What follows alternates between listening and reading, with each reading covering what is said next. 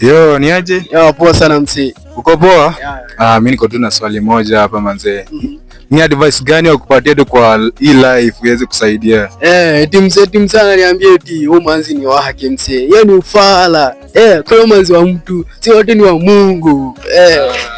Yo, ni aje? Poa poa. Manze, mimi niko tu na swali moja hapa.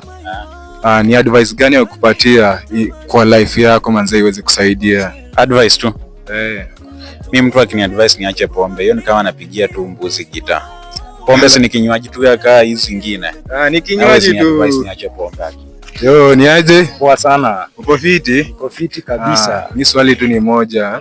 Ni advice gani wakupatia tu kwa life yako manze iweze kukujenga ama iweze kukusaidia? Mimi mtu akiniambia ati niachane na kukulana, hapo wallahi siwezi msikiza. Hiyo si advice kwangu. Sawa, nataka sema tu mkulane. Asante.